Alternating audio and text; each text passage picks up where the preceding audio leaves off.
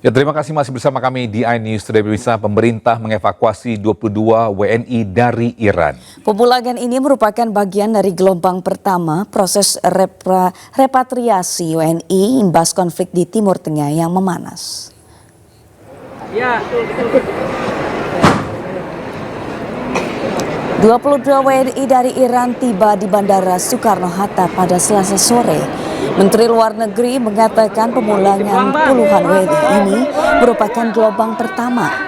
Sugiono mencatat masih ada puluhan WNI lainnya yang ingin menyusul pulang ke tanah air. Setidaknya ada 36 orang yang sudah mendaftarkan diri untuk gelombang kedua. Sugiono terus melakukan koordinasi dengan perwakilan RI di luar negeri untuk memantau situasi terkini menyusul eskalasi konflik yang melibatkan Amerika Serikat, Israel, dan Iran. Pada sore hari ini kita menerima rekan-rekan kita, saudara-saudara kita kembali dari sana. Saya mengucapkan terima kasih yang sebesar-besarnya kepada seluruh pihak yang sudah bekerja keras hingga proses pemulangan saudara-saudara kita bisa berjalan dengan baik, mulai dari Kedutaan Besar Republik Indonesia di Tehran, Kedutaan Besar Republik Indonesia di Baku, kemudian juga terima kasih kepada pemerintah negara-negara yang dilewati di jalur darat oleh saudara-saudara kita, sehingga bisa sampai di Indonesia dengan selamat. Di Indonesia saya mengucapkan terima kasih kepada pihak imigrasi, otoritas bandara, kepada Bea Cukai, kepada Polri dan TNI yang juga sudah mendukung sehingga pelaksanaan pemulangan ini bisa berjalan dengan lancar. Saya kira itu saja yang ingin saya sampaikan, dan kemudian juga satu pesan bahwa jika ingin melakukan perjalanan ke wilayah Timur Tengah, perhatikan kembali status situasi yang ada. Kemudian jika dianggap tidak mendesak atau tidak perlu, saya kira sebaiknya dibatasi sampai keadaan dan situasi benar-benar memungkinkan. 2 dari 3 WNI ABK kapal Tugboat Musafah dilaporkan hilang saat kapal mereka meledak di kawasan Selat Hormuz, Timur Tengah. Ya, 2 dari 3 korban merupakan warga asal Kabupaten Luwu, Sulawesi Selatan.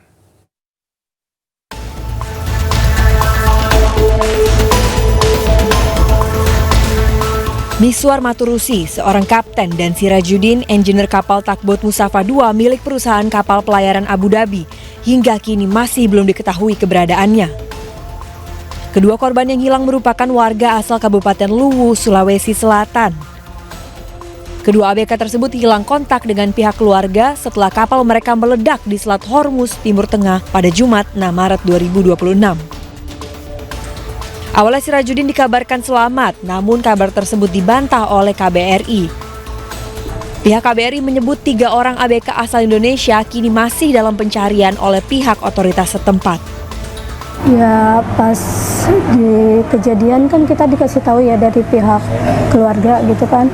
Dari pihak keluarga, dari pihak teman-temannya itu ada kejadian musibah kayak gini. Kapalnya kena serangan bom nuklir gitu. Nah, dan ada kabar juga selamat, tapi dari pihak kantor masih dalam pencarian. Pihak keluarga berharap agar seluruh korban dapat ditemukan dalam kondisi selamat dan dapat kembali berkumpul dengan keluarga. Dari Kabupaten Luwu, Sulawesi Selatan, Nasruddin Rubak, iNews melaporkan. Pemirsa, Timur Tengah terus membara, harga minyak dunia bergejolak. Tidak hanya itu, rupiah melemah mencapai 17.000 per dolar Amerika seiring meningkatnya ketegangan menyusul konflik Amerika Serikat dengan Iran.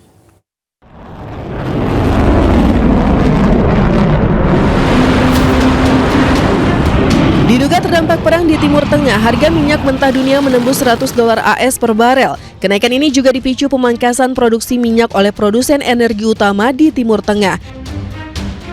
Salah satunya minyak mentah Brent naik 18% menjadi $108,68 per barel.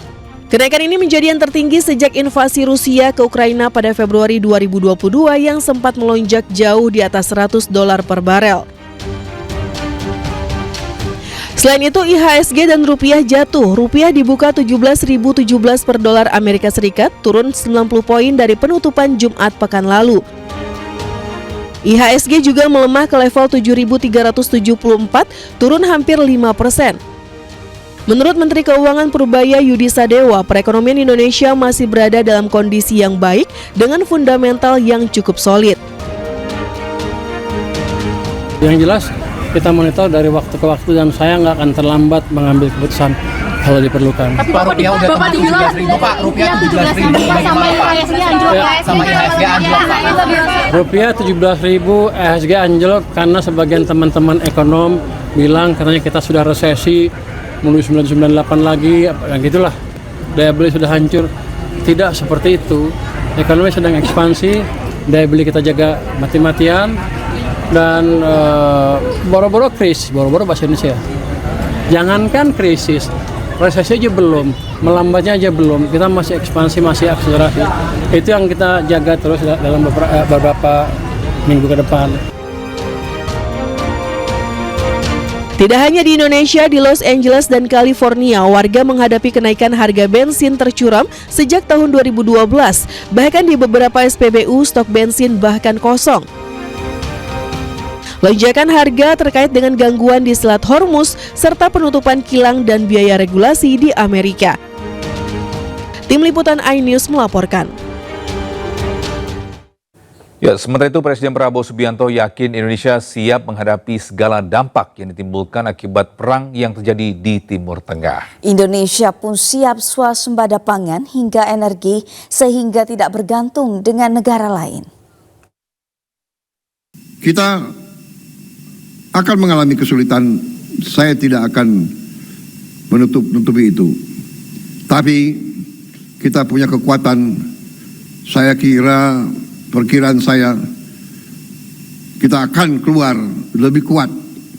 Kita akan keluar dari krisis ini dalam keadaan yang lebih kuat dan lebih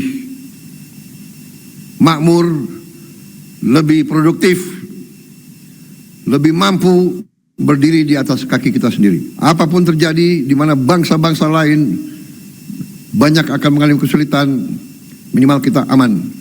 Masalah pangan, masalah BBM juga bertahun-tahun saya berjuangkan swasembada energi. Dan kita memiliki karunia besar dari Yang Maha Kuasa, bahwa kita nanti mampu kebutuhan BBM kita bukan dari impor luar negeri, bahkan dari tanaman-tanaman kita, dari kelapa sawit, dari singkong, dari jagung, dari tebu. Saudara-saudara sekalian, kita harus kerja keras, kita harus rukun. Pemirsa, Pengadilan Negeri Jakarta Selatan hari ini menggelar sidang keputusan pra-peradilan mantan Menteri Agama Yakut Khalil Qomas atau Gus Yakut. Sidang putusan terkait penetapan tersangka dalam kasus dugaan korupsi kuota haji oleh Komisi Pemberantasan Korupsi. Sidang akan dipimpin Hakim Tunggal Sulistyo Muhammad Dwi Putro. Sebelumnya pihak pemohon dan termohon yakni KPK sudah menyampaikan kesimpulan. KPK menetapkan Yakut Khalil Qomas dan mantan staf khusus Menak Isfa Abidal Aziz alias Gus Alex sebagai tersangka pada 8 Januari lalu. Keduanya diduga menyalahgunakan wewenang dalam pembagian kuota haji tambahan pada 2023-2024.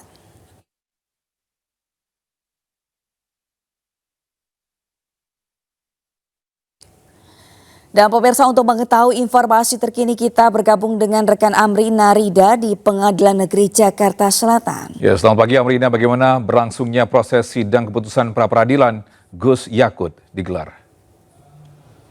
Bukti 17B Ya, Togi dan juga Sabrina, benar sekali bahwa hari ini akan kembali dilakukan sidang lanjutan berkaitan dengan gugatan pra-peradilan yang diajukan oleh ex-Menteri Agama Yakut Khalil Qomas berkaitan dengan statusnya sebagai tersangka dalam dugaan korupsi pembagian kuota haji periode 2023-2024. Dan untuk persidangan hari ini agendanya adalah sidang pembacaan putusan oleh Majelis Hakim, dan untuk persidangan sendiri sebentar lagi akan dimulai begitu ya, karena memang dijadwalkan dimulai pada pukul 10 waktu Indonesia Barat. Tadi sudah dimulai adanya persiapan dan juga kami sudah melihat adanya Majelis Hakim yang masuk, begitu pun juga tim jaksa penuntut umum dari KPK dan juga dari tim kuasa hukum dari Yakut Khalil Qomas itu sendiri.